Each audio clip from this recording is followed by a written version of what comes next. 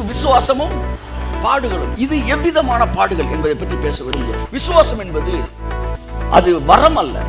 விசுவாசம் என்பது அது கனியும் கூட. விசுவாசம் என்பது அது ஒரு ஆயுதமும் கூட.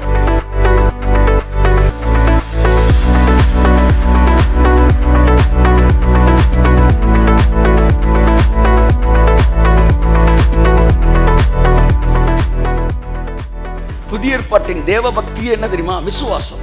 தேவன் மீது வைக்கிற விசுவாசம். நம்ம எல்லாம் நீ பக்தியவே பேசிக்கிட்டு இருக்கிறாங்க. பக்தியை பேசுவது உலக மார்க்கம், விசுவாசத்தை பேசுவது ஜீவ மார்க்கம். இந்த பாடுன்றது வறுமை, வியாதி, கடன் இதெல்லாம் கிடையாது. துர்மரணம் இதெல்லாம் பாடு கிடையாது. பாடுனா புதிய ஏற்பாட்டில் ஒரே ஒரு பாடுதான். அது கிறிஸ்துவின் நிமித்தம் நாம் விரும்பி ஏற்றுக்கொள்ளுகிற பாடுகள். கையை தட்டும்போது அவர்கள் முதலாக சிலுவையில் அறையப்படுவதற்கு முன்பாக இயேசு கிறிஸ்துவின் தலையிலே முள் கிரீடத்தை சூட்டி ராஜாவே வாழ்க என்று சொல்லி பரியாசம் பண்ணினார். பைபிள் அப்படிதான் சொல்லுது. இதோ உங்கள் ராஜா. முள் என்றால் பரியாசம், நிந்தை. அந்த நிந்தையை அவர் சுமந்தார்.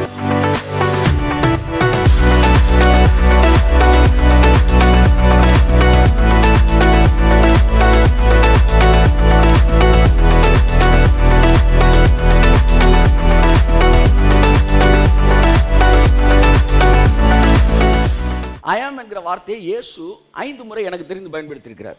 எத்தனை முறை? 5 முறை. யோவான் 6ஆம் அதிகாரம் 35ஆம் வசனம், I am the bread of life அப்படின்றார். யோவான் 8ஆம் அதிகாரம் 12ஆம் வசனம், I am the light of the world. நானே உலகத்திற்கு வெளிச்சம், ஜீவ அப்பம் நானே. நான் எத்தனை தடவை சொல்றாரு கவனிங்க. ஏன்னா அந்த நானுக்கு இந்த நானுக்கு தொடர்பு இருக்கு. அடுத்து யோவான் 10:9 சொல்றாரு I am the door அப்படின்றார். அடுத்து யோவான் 10:11 சொல்றாரு I am the good shepherd அப்படின்றார். யோவான் 11:25-26 சொல்றாரு I am the resurrection and the life அப்படின்றார். அடுத்து யோவான் 16:14 சொல்லுது I am the way, truth, life. யோவான் 15:5 I am the wine. 7 தடவை I am இருக்காரு. இங்கே இவர் சொல்றாரு I am that I am. கையை தட்டு. என்ன சொல்றாரு? I am that I am. அந்த I am இருக்குல்ல, ஃபியூச்சரில் சொல்ல போகிறார்ல, I am the door, I am the shepherd, I am the light, I am the resurrection, I am, சொல்லுங்க, that I am. அதாவது பிதா சொன்னாரு அவர் உன் தலையை நசுக்குவார். சாத்தான்டா சொல்றாரு அவர் உன் தலையை நசுக்குவார். அவர் தான் சொன்னார், பேரே சொல்லல. ஒரு பேரை சொல்லிட்டு தானே அவர்னு சொல்லணும். பொதுவா ராஜு போனாரு அவரு அப்படித்தானே சொல்லணும். இங்க பேரே சொல்லாம அவர் உன் தலையை நசுக்குவார். புதிய ஏற்பாட்டில் இயேசு சொல்றாரு நானே அவர் என்றை நீங்கள் விசுவாசிக்காதிருந்தால் அப்படின்றார். அப்ப அவர்னாலே இயேசு தான். அப்ப இயேசு சொல்றாரு நான் தான் அவரு அப்படின்றார். சோ இந்த இடத்துல ஐ ஆம் அப்படின்னாலே அது இயேசு தான் குறிக்குது.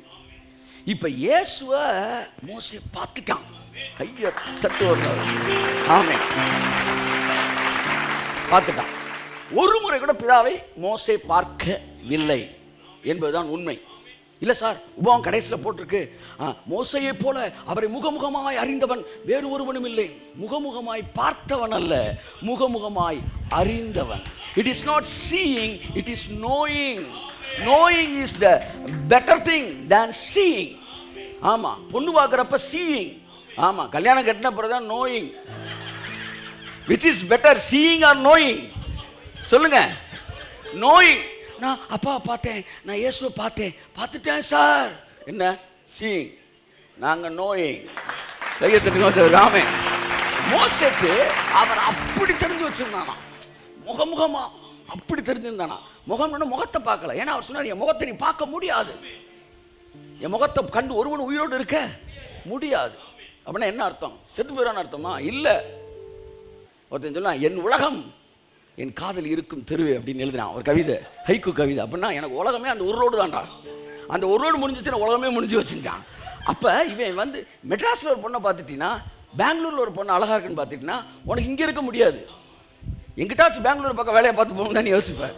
அதை மாதிரி பிதாவை ஒருத்தன் பார்த்துட்டான்னா கையை தட்டுங்க. அவன் இங்கே இருக்குன்னு விரும்பவே மாட்டான். மோசே பிதாவை பார்க்கல, ஆனால் அதர்சனமானவரை இயேசுவின் மூலம் அவர் தரிசித்தான். அப்ப இயேசுவை தான் பார்த்தான். அப்ப அவரை எனக்கு காட்டுங்க அப்படின்ற ஒரு இடத்துக்கு அவன் போக வேண்டியதில்லை. ஏன்னா பிலிப்பு சொன்னான், பிதாவை எனக்கு காட்டுங்க, அது போதுன்றான். அப்ப சொல்றாரு, டே என்ன பார்த்தாலே அப்படின்றாரு. அப்ப மோசே அதர்சனமானவரை பார்க்கிறான். மோசே அப்பியர் ஆனது இயேசுதான். அவர் அவன்கிட்ட வெளிப்படுத்தின எல்லா மிராக்கிளும் it is connected with Jesus. Jesus. அடுத்த அதிகாரத்தில் பார்த்தீங்கன்னா மோசே சொல்றான், போக மாட்டேன், நான் உனக்கு ஒரு அடையாளம் தரேன். என்ன? கையில் என்ன இருக்கு? ஒரு கம்பு இருக்கு. அந்த கம்பை கீழே போடு, சர்ப்பமாகும். மறுபடியும் அந்த பாம்பை பிடி, அது என்னவா மாறிடும்? கம்பா மாறிடுன்றார். What is meant by it? It indicates Jesus Christ. Crucifixion. பிதாவைய தேவனுடைய சமூகத்திலே அதிகாரமாக இருந்தவர் சிலுவையிலே போட்டபோது சர்ப்பமாய் மாறினார். எல்லா சர்ப்பங்களையும் விழுங்கினார். மறுபடியும் 3ஆம் நாள் பிதா கை வச்சப்ப உயிரோடு எழுந்து பரத்துக்கு மறுபடியும் போனார். இயேசுவை குறித்த வெளிப்பாடு. அடுத்து உன் கையை மடியில போடுன்றார். நல்ல கையை மடியில போட்டு திரும்ப எடுத்த உடனே வெண்குஷ்டம் ஆயிடுச்சு. திரும்ப உள்ள போட்டு எடுத்தா நல்ல கையாச்சு. ரெண்டுலயுமே அவருக்கு டிரான்ஸ்ஃபர்மேஷன். இயேசு சிலுவையிலே பாவியானார், பாவமானார். மறுபடியும் அவர் என்ன ஆகிறாரு? அந்த கை மறுபடியும் சரியான கை மாறி அவர் மறுபடியும் என்ன செய்யறாரு? மகா பரிசுத்தம் உள்ளவர். மறுபடியும் அவர் தன்னுடைய பரிசுத்தத்தை திரும்ப விளங்க பண்ணுகிறார். அப்ப கை உள்ள போற மடி, பிதாவின் மடியிலே நான் இருந்தேன் இயேசு சொல்றாரு. மடியிலேருந்து வெளியே வந்து வெண்குஷ்டமாகுது. மறுபடியும் கை விட்டு வெளியே எடுத்தா இதாயிருது. இதுவும் இயேசுவை பற்றியது. 3வது என்ன? தண்ணி. தண்ணி எடுத்து என்ன செய்யறாரு? தரையில் ஊத்துனா என்ன ஆயிருது? ரத்தம் ஆயிருது. ஆவியான தேவன் மாம்சமும் ரத்தமும் உடையவராய் நமக்காக பூமியில ஊத்தப்படும் போது ரத்தமா மாறிட்டார். ஒரு தடவை கையை தட்டுறாரு. ஆமென். பிள்ளைகள் மாம்சத்தையும் ரத்தத்தையும் உடையவர்களாய் இருக்க அவரும் அவர்களைப் போல மாம்சம் ரத்தம் உடையவரானார். தண்ணி என்ன ஆயிடுச்சு? தண்ணி என்பது ஆவியானவர். ஸ்பிரிட் பிளட்டா மாறிச்சு. இது எல்லாமே connected with Jesus. So mission was given to Moses by Jesus. அப்ப கிறிஸ்துவின் நிமித்தம் தான் இந்த மிஷன் அவன் வாங்குறான். அப்பதான் சொல்றாரு, மோசே மோசே கூப்பிட்ட உடனே வரான். வந்தப்ப அந்த அதிசய காட்சியை பார்க்குற, முச்செடி நடுவில் முள்ளுகளின் மத்தியிலே. ஆமா, இவர் வந்து முள்ளுகளின் மத்தியில் இருக்கிறார். ஏன் தெரியுமா முள்ளுல இருந்து அவனுக்கு காட்சி அளித்தார்னா, ஒன்று நான் மனுஷகுமார், 2வது நீ இப்போ எடுத்திருக்கிற ப்ராஜெக்ட் எனக்காக எடுத்திருக்கிற. எனக்கு இந்த பூமியில் இந்த முள் என்பது எதை குறிக்கிறால்? நிந்தை, அவமானம். அவமானம் முதலாக சிலுவையில் அறையப்படுவதற்கு முன்பாக இயேசு கிறிஸ்துவின் தலையிலே முள் கிரீடத்தை சூட்டி ராஜாவே வாழ்க என்று சொல்லி பரியாசம் பண்ணினார்கள். பைபிள் அப்படிதான் சொல்லுது. இதோ உங்கள் ராஜா. முள் என்றால் பரியாசம், நிந்தை. அந்த நிந்தையை அவர் சுமந்தார். அது வரைக்கும் விசாரணை கைதியா இருந்தவர் எப்ப அவரை கேள்வி பண்ண ஆரம்பிச்சா அந்த முள்ள வச்ச பிறதுக்கு தான் அதுக்கப்புறம் ஃபுல்லா வந்து. அப்ப நீ இப்ப எடுத்திருக்கிற மிஷன் எனக்காக இந்த முள் என்கிற நிந்தையை நீயும் சுமக்க வேண்டியது வரும் என்பதை அவர் வந்து சிம்பாலிக்கா அவன்கிட்ட சொல்றாரு. மோசே இயேசு கிறிஸ்துவிட்ட இருந்து அந்த மிஷனை வாங்குறான். வாங்கி பார்வோன்ட்ட போய் பேசி முடிச்ச அடுத்த அதிகாரத்துக்குள்ளேயே பார்வோன் என்ன செய்யறான்? இவங்களை துரத்தி விட்டு, மக்கள் சும்மா இருக்கிறாங்க, சும்மா இருந்தால் இந்த வேலையெல்லாம் பண்ணுவாங்க, அதனால செங்கலை அவனே வந்து சுடுறதுக்கு தேவையானதான் அவனே எடுக்க சொல்லுன்னு சொன்ன உடனே மக்கள் முதல் முறையாக முறுமுறுக்கிறாங்க. பைபிளுடைய சத்துருக்களின் நிமித்தம் என்னை செவ்வையான பாதையில் நடத்தும், என் சத்துருக்களின் நிமித்தம் அவர் என்னை ஆசீர்வதிக்கிறார், வெட்கம் அனுபவித்தது நிமித்தம், இது எல்லாமே நெகட்டிவ் நிமித்தம் தேவன் உங்களை ஆசீர்வதிக்கிறது. அதனால எல்லாத்துக்கும் தேங்க் பண்ணுங்க, தேங்க் பண்ணுங்க. ஆமென் சொல்லுவோம்.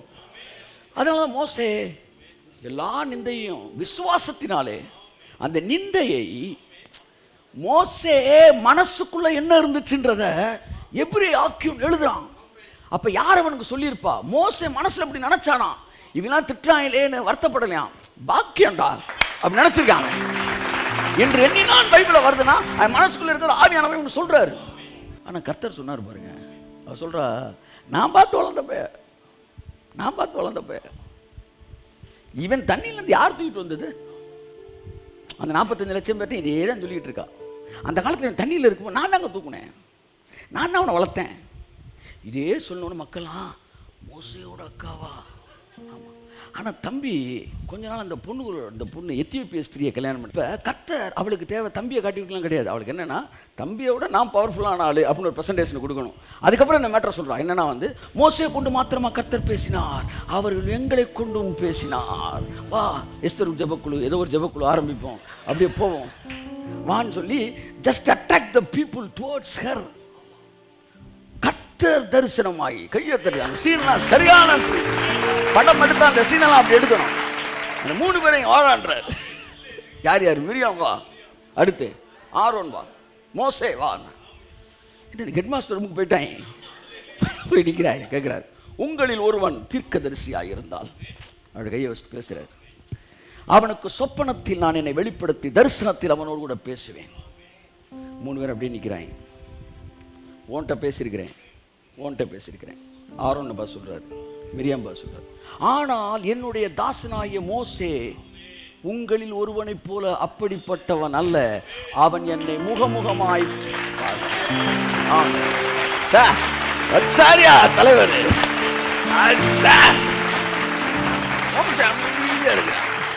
இப்படி சாமி உங்களுக்கு இருந்தா நீங்க எதுக்கு சார் வாயத்திறக்கணும்? நீங்க எதுக்கு சார் கட்டி உருளணும்? நீங்க எதுக்கு சார் சண்டை போடணும்? ஒரு நாள் ஹெட் மாஸ்டர் கூப்பிடுவார் சார், நம்மள அன்னைக்கு போய் நிப்போம் சார். நம்ம அப்ப சொல்லுவார் சார், என் தாசனாகிய ஜஸ்டினோ உங்களை போல அல்ல, அப்படி அவர் பேசுவார் சார். அதனால நீங்க அமைதியா இருங்க சார். பைபிள் தெளிவா சொல்லுது சார், தேவனுடைய தாசனாகிய மோசே அவன் பூமி எங்கும் சாந்த குணம் உள்ளவனாக இருந்தான். மோசே கோவப்பட்டவனா சாந்த குணம் உள்ளவனா? சொல்லுங்க சார். மோசே கோவப்பட்டதுக்கு பல எடுத்துக்காட்டுகள் இந்த பைபிள்ல இருக்கு. கற்பலகையை உடைத்தான், ஜனங்கள் மீது கோவப்பட்டு பூமியை திறந்து பல விஷயங்கள் நடந்திருக்கிறது. அப்ப என்ன இவ்வளவு கோவப்பட்டிருக்க, அவன் எப்படி சாந்த குணம் சொல்ல போச்சு? கர்த்தர் சொல்றாரு, அவன் கோவப்பட்டதுல ஒரு கோபம் கூட தன்னை பத்தி பேசுனதுக்கு அவன் கோவப்பட்டதே கிடையாது. ஆமா, அவன் கோவப்பட்டதெல்லாம் ஏன் விஷயத்துக்குடா. ஆமா, அப்ப நல்லா நீங்க ஸ்கேன் பண்ணி பார்த்தீங்கன்னா ஒரு தடவை கூட தன்னை பேசுனதுக்கு அவன் பதிலே சொல்லியிருக்க மாட்டான், கோவமே பட்டிருக்க மாட்டான். இவன் முடிச்சது புறஜாதி ஸ்திரீ கிடையாது, அவள் எபிரேய ஸ்திரீ தான் அவள். ஆனால் அவளுடைய பிராட்டப் எங்க எபிரேய கோத்திரத்தில் இருந்தவ, ஆனால் பிறந்த இது பண்ண எத்தியோப்பியாவில். புரியுதா? ஆகவே பூர்வீக குடி அவளுக்கு இங்கே தான். ஸோ அந்த கணக்குப்படி அவன் எபிரேய கோத்திரத்தில் ஒருத்தி தான் முடிச்சிருக்கிறான். இப்படி ஒரு சாமி உங்களுக்கு இருக்கும்போது அவன் அப்பவே இந்த விழுந்த அடியெல்லாம் பார்த்தோன்னா, சார் இன்னும் ஒரு பயங்கரமான ஆளாக இருப்பார் போலையா, நம்ம இனிமேலாம் நம்மளை பேசுகிறவன்ட்டு நம்ம ஒன்றுமே சொல்ல வேணாம் போல. அவர் கிளீனாக வாட்ச் கத்துறதை பார்த்துக்கிட்டே இருந்து பைபிள் சொல்லுது, அன்னைக்கு நான் இல்லைன்னா ஆரோனை தேவன் கொண்டிருப்பான்றான். மோசே சொல்கிறான், ஆரோனை போட்டுதல்னு முடிவெடுத்திருந்தார், ஸ்பாட் வச்சிருந்தார் ஆரோனுக்கு. இவன் போய் உட்காந்து ஆண்டவரே வேண்டான்ன பிறகு போ போ. மிரியாம் வெண்குஷ்டம் 7 நாள் வெளியில் இருக்கிறா, யாருமே போகாமல் உட்காந்துருக்கிறாங்க. ஏன் போல 40 லட்சம் பேர் கேட்குறாங்க, என்ன வண்டி ஏன் போல பிரேக் டவுன் ஏன் போலன்னா, மிரியாம் 45 லட்சம் பேர்ல அவன் பேர் ஸ்பாயில் ஆச்சு. அப்போ சொல்கிறாங்க, விட்டுருங்க, ஆயிரம் தான் இருந்தாலும் தகப்பன் தான், பிள்ளை தான், காரி துப்புனா அவன் வெட்கப்பட வேணாம 7 நாள். அவர் சொல்கிறார், பழைய ஏற்பாட்டில் துப்புனா வெண்குஷ்டம் வந்துருச்சு, ஆனால் புதிய ஏற்பாட்டில் கிருபையில் துப்புனா ஜாதி சோமை. ஏன்புக்குரியவர்களே, சோ இயேசுவை அவன் பார்க்குறான். இவர்கள் எல்லோரும் அதர்சனமானவரை பார்த்தனால அந்த நிந்தையை, அவமானத்தை அவர்கள் சகித்தார்கள், அதை பாக்கியம் என்று எண்ணினார்கள்.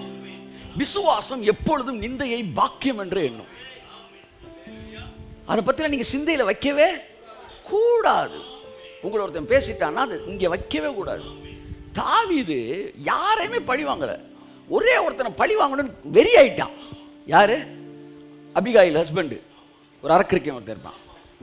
அவன் இப்படி பேசிட்டான் உடனே உருவினம் அவளோட புறப்பட்டான். தந்தன் ராஜா கிளம்பின உடனே அபிகாயில் வந்துட்டான். முன்னாடி ஐயா, அந்த மனுஷன் பேசினதை உங்க சிந்தையில வைக்காதீங்க. பயங்கரமான வார்த்தை. கவன்ல கட்டி கல்ல எரிகிற மாதிரி உங்க சிந்தனையில் இல்லாம அதை எரிஞ்சிருங்க. நீங்க எவ்வளவு பெரிய ஆளு, அவனை நீங்க பழி வாங்காதீங்கன்னு சொன்ன உடனே, நான் இந்த பாவம் செய்யாதபடி என்னை தடுத்த இஸ்ரவேலின் தேவனாய கர்த்தருக்கு மகிமை உண்டாகட்டும். நல்ல வேலைடா, ஏன்னா தாவீதுன்றவன் யாருமே பழிவாங்காதவன். அதனால தான் இயேசு கிறிஸ்து தாவீதின் குமாரன் என்று அழைக்கப்பட்டார். மற்ற யோசேப்பு, ஆபர் எல்லாருமே பரிசுத்தத்தில் இவனை விட சூப்பர். ஆனால் எவனுமே மன்னிச்சவன் கிடையாது, அங்கங்கே பழி வாங்கியிருக்கான். ஆனால் ஒருத்தன் தான் பரிசுத்தத்தில் அந்த விளையாட்டினால் எல்லாரையும் மன்னிச்சான். ஒரு முறை கூட வந்து தனக்கு வந்த நிந்தையை பழி வாங்கக்கூடிய ஒரு இடத்திற்கு தேவனை வந்து அவனை என்ன செய்யலை, விடலை. அப்போ நான் ஒன்று சொல்லவா, உங்கள் குணங்களிலே உயரிய குணம் எது தெரியுமா? எது தெரியுமா? பெர்ஃபெக்ஷன் என்ன தெரியுமா? எது தெரியுமா? உயரிய குணம். உங்கள் தேவனாய பிதாவாகிய தேவன் நல்லோர் மீதும் தீயோர் மீதும் மழையை பெய்ய பண்ணுவது போல நீங்களும் உங்கள் சத்துருக்களை மன்னிக்கும் போது நீங்க பிதாவை போல பூரண சற்குணராகிறீர்கள். பூரண சற்குணன்றது என்ன தெரியுமா? எதிரிய மன்னிக்கிறீங்க பாருங்க, அதுதான் இருக்கிறதுலே ஹையஸ்ட் லெவல். அதாவது பூரண புருஷன் அப்படின்றது என்ன தெரியுமா? எதிரியை மன்னிப்பது. எதிரியை மன்னிப்பது. ஆமாம் சார், எதிரியை மன்னிப்பது. நீங்கள் வந்து பிஹெச்டியில் வந்து ஃபஸ்ட் கிளாஸ் பயங்கரமாக பாஸ் பண்ணிட்டீங்க. நீட்டில் வந்து ஒரு ஒரு டாக்டர் ஆகிறதுக்கு எதுலேயோ பெரிய பெரிய எக்ஸாம்லாம் பாஸ் பண்ணிட்டீங்க. அதிலே பாஸ் பண்ணி ஃபஸ்ட் கிளாஸில் வந்து கோல்டு மெடலிஸ்ட்டாக வந்து நிற்கிறீங்க.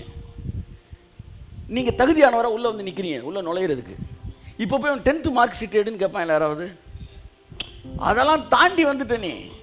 அப்படி தான் மன்னிக்கிற இடத்துக்கு நீங்கள் வந்துட்டீங்கன்னா தேவன் உங்களை அங்கே அப்படி தான் ஹேண்டில் பண்ணுறார். என் அன்புக்குரியவர்களே, மோசே தேவனிடமிருந்து ஒரு பெரிய மிஷனை வாங்குறான். அந்த மிஷன் முடிக்கிறதுக்குள்ள அவனுக்கு அநேக நிந்தை அவமானம் வந்துச்சு. ஆனால் அவன் உறுதியாய் நின்றான். பவுல் சொன்னான், என் மாம்சத்தில் எனக்கு ஒரு முள் கொடுக்கப்பட்டிருக்கிறது. இந்த மாம்சத்தில் எனக்கு ஒரு முள் இருக்கு, என்னை எந்திரிக்க விடாமல் என்னை கொட்டிக்கிட்டே இருக்கிறான். என் அன்புக்குரியவர்களே, இயேசு கிறிஸ்து தன்னுடைய சீசர்களை அனுப்பும் போதும் நிந்தனைக்கும் அவமானத்துக்கும் பயப்படாதீங்கன்னு சொல்லி தான் அனுப்பினார். ஒரு அதிகாரத்தை நீங்கள் வாசித்தே ஆகணும். அது வாசித்தா தான் நிறைவு பெறும். ஏன்னா இது வரைக்கும் நம்ம பழைய ஏற்பாட்டில் மோசே செஞ்சு தான் பார்த்தோம். புதிய ஏற்பாட்டில் இயேசு அனுப்பும்போது என்ன செய்கிறார்? மத்தேயு 5ஆம் அதிகாரம் 11ஆம் வசனத்தை வாசிப்போம்.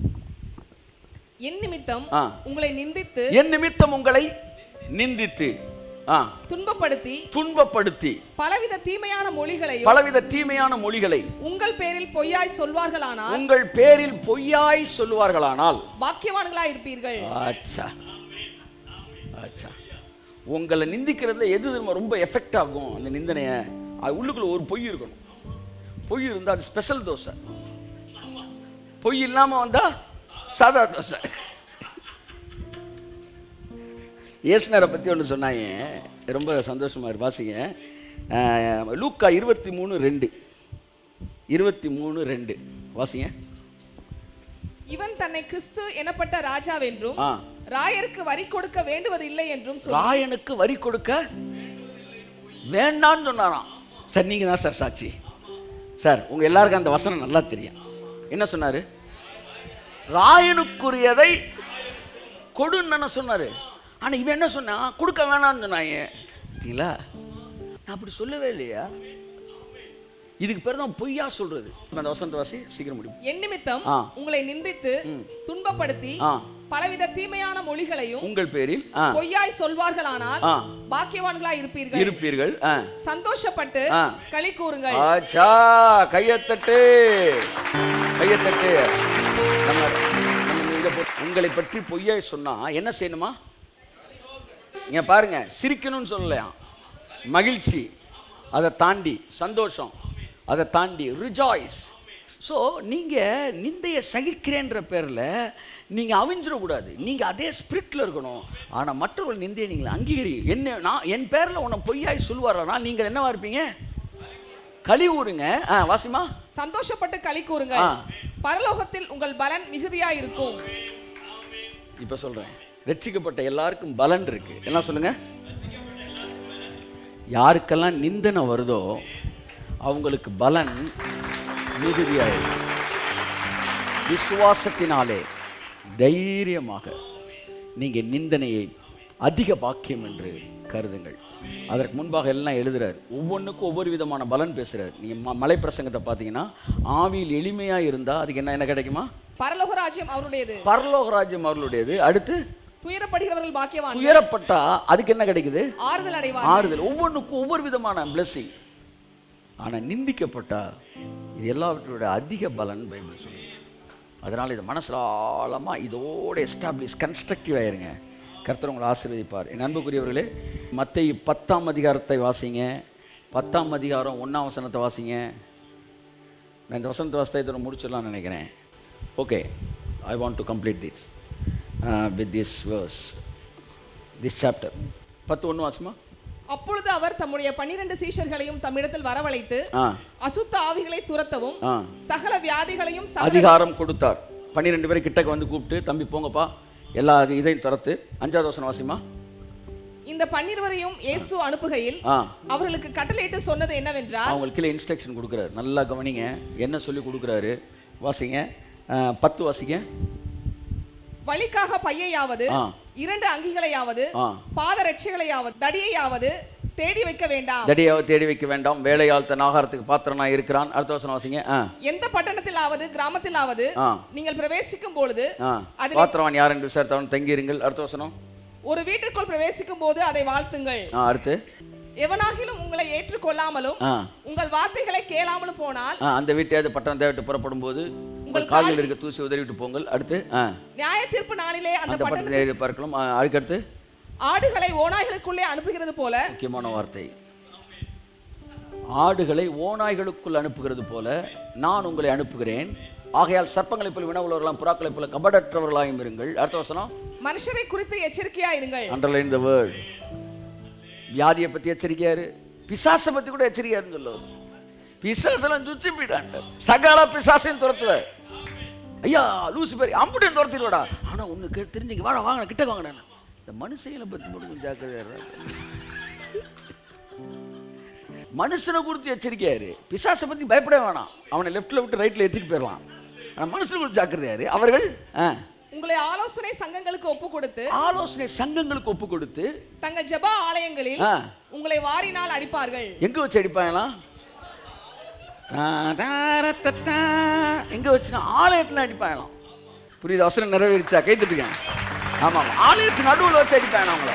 நாங்க இல்ல, ஆனா அடி எங்க தான் அவங்களை எங்க வச்சுதான் அடிச்சாரு? என்ன, ஆலயத்து நடுவில் வச்சுதான் அடிச்சாரு. வாங்கிக்கிறோம் நாங்க. ஜெப ஆலயங்களிலே வாரினால் அடிப்பார்கள். அடுத்து, அவர்களுக்கும் புறஜாதியாருக்கும் சாட்சியாக என் நிமித்தம் அதிபதிகளுக்கு முன்பாகவும் ராஜாக்களுக்கு முன்பாக கொண்டு போய் விடப்படுவீர்கள். அடுத்து வாசிப்பா. அவர்கள் உங்களை ஒப்பு கொடுக்கும் போது எப்படி பேசுவோம் என்றும் என்னத்தை பேசுவோம் ஓகே, அந்நேரத்துக்குள்ள அருளப்படும். அடுத்த வாசிங்க சீக்கிரம். அடுத்து பேசுற அடுத்து அடுத்த வசனம். சகோதரன் தன் சகோதரனையும் தகப்பன் தன் பிள்ளையையும் மரணத்துக்கு ஒப்பு கொடுப்பார்கள். பார்த்தீங்களா? சகோதரன் ஆவிக்குரிய வாழ்க்கையில பேசுறேன். தகப்பன் பிள்ளையை கொடுப்பானா? ஆவிக்குரிய தகப்பன்மார்கள் தங்களுடைய அடுத்த ஜெனரேஷன் ஊழியக்காரங்களை காட்டி கொடுப்பார்களாம். அதுக்கடுத்து வாசிங்க. என் நாமத்து நிமித்தம் நீங்கள் எல்லாராலும் பகைக்கப்படுவீர்கள். அடுத்து, முடிவு பரியந்தம் நிலைத்திருப்பவனே ரட்சிக்கப்படுவான். அடுத்தது, ஒரு பட்டணத்தில் உங்களை துன்பப்படுத்தினால் மறு பட்டணத்திற்கு ஓடி போங்கள். மனுஷகுமாரன் வருவதற்குள்ளாக நீங்கள் இஸ்ரவேலுடைய பட்டணங்கள் எல்லாம் சுற்றி முடியாதென்று மெய்யாகவே உங்களுக்கு சொல்கிறேன். அதுக்கடுத்து, சீஷன் தன் போதகனிலும், முக்கியமான வார்த்தை இதோடு நான் முடிக்கிறேன். சீஷன் தன் போதகனிலும் வேலைக்காரன் தன் எஜமானிலும் மேற்பட்டவன் அல்ல. அடுத்து, சீஷன் தன் போதகனை போலவும் வேலைக்காரன் தன் எஜமானை போலவும் இருப்பது போதும். போதும்னா என்ன அர்த்தம்? அந்த அளவு இருந்தாலே போதும். அதை விட பெருசெல்லாம் நீ என்ன செய்வேனா அப்படின்னு என்ன அர்த்தம்னா, என்னையே நிந்திச்சாய், நீ நிந்தனையே இல்லாம ஒரு ஊழியம் பண்ணணும் என்ன செய்யாத, நினைக்காத. நீ நினைச்சினா சீசன் எஜமானனை விட நீ பெரிய ஆளான ஊழியம் பண்ண நினைக்கிற. நீ எஜமானன மாதிரி இருந்தாலே அதுதான் சஃபிஷியன்ட், அதுதான் வந்து எனஃப், அதுதான் வந்து பீக் ஸ்டேஜ். நீ எவ்வளவு தெளிவாக வேலை பார்த்தாலும் நீ எஜமானரோட சூப்பராக வேலை பார்த்துட முடியாது. எஜமானர் என்ன செஞ்சாரு? அவரையே என்ன செஞ்சாங்க? பேல்சபுல் சொன்னாங்கன்னா அவருடைய வீட்டாரை சொல்லுவது அதிக நிச்சயம். ஆமென். அதுக்கப்புறம் வாசிங்க. அவர்களுக்கு பயப்படாதிருங்கள், வெளியாக்கப்படாத மறைபொருளும் இல்லை, அறியப்படாத ரகசியமும் இல்லை. கைத்தட்டுங்களே இந்த வசனத்துக்கு ஒரு தடவை. என்னைக்கு நானும் சத்தியதம் இதுதான் என்பது இந்த ஜனங்கள் அறிந்து கொள்வார்கள். வெளியாக்கப்படாத மறைபொருள் இல்லை, அறியப்படாத ரகசியம் இல்லை. ஆகவே தைரியமாக நாம் கடந்து செல்வோம். முச்செடி நடுவில் தோன்றியவர், மோசே அழைத்து பேசினவர், எகிப்து தேசத்துக்கு கூட்டி சென்றவர், உங்களையும் எடுத்து தேவன் பயன்படுத்துவார். கரங்களுக்கு கர்த்தருக்கு நன்றி சொல்லுவோம். ஆமென், ஆமென், ஆமென்.